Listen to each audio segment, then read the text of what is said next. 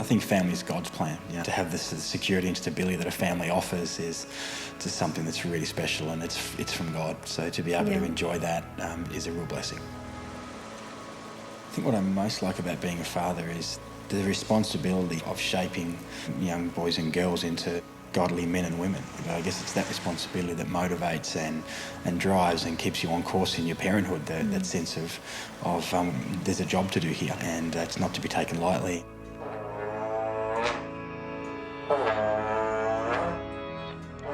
Family can be frantic and noisy and crazy, but it's just an amazing sense of unity and love and grace and forgiveness. Like, it just teaches you all of life's lessons, I think. Coming into getting married, we were always very focused on having kids, and I think there was always this heart for like sponsorship, adoption, fostering. That heart was there right from the beginning. Just didn't know what it looked like. To say that us four and no more is not the life we want. That's a limited life. It's a boxed-in life. It's a life that doesn't have capacity. It doesn't have generosity built into it. That starts with a decision to say that I want that life, and then that leads to 100 small decisions to create space for God to be able to bring people into your life. After our second son was born, we started to really talk about how we could include children that just didn't have a family, and we were really stirred to explore international adoption, and we were really certain that was for us.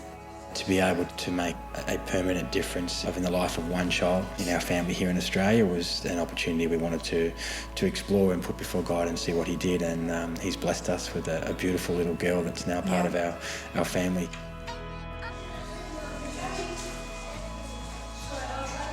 Child sponsorship started for us when really early in our married life, where I think a dear friend of ours caused us to open our eyes to children in need, and from there we started to explore sponsorship for ourselves.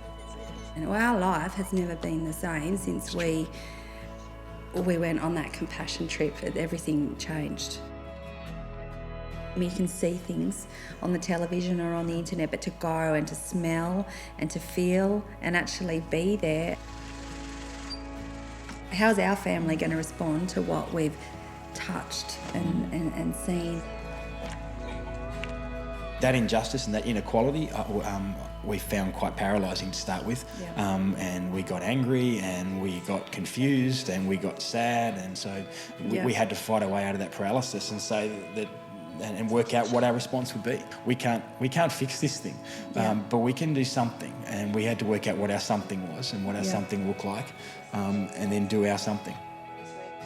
We just decided we won't live with our eyes in blinders anymore, that we will do it differently, and we will tell as many people as we can. Doing nothing is not an option. We have to do something. This is one of the issues that our generation can really sink its teeth into and see changing.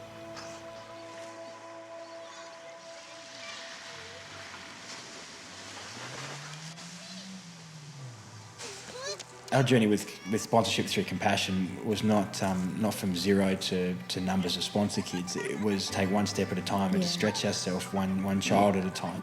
We're constantly challenging ourselves even now. Is there room for another one? Is there room for another sponsor kid? Do we have the capacity? Is there a way we can make this happen?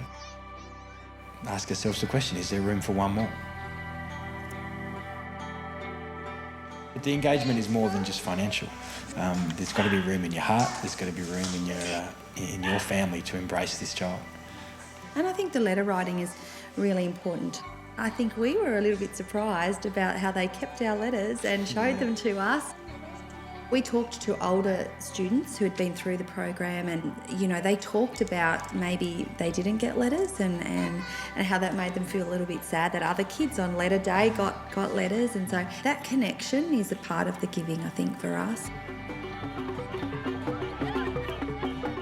The Compassion model is a church partnership. It's Christians in developed countries working with Christians in developing countries. Compassion are very deliberate in selecting healthy churches in the developing world, and us as part of healthy churches in the developed world get to bring our resources together to make this impact work. And it's no wonder that Compassion are producing leaders of countries now, because of the words of life that were spoken into them in these projects at like age 5. I think most people understand that poverty exists. They want to stop it. They even want to play a part in stopping it. People just need to know a strategy that works. Yeah. And so our message to anyone that will listen, because it's our experience, is that compassion works. And we've seen it from beginning to end, and it's something that we have absolute confidence in, and we can't recommend it highly enough. Yeah.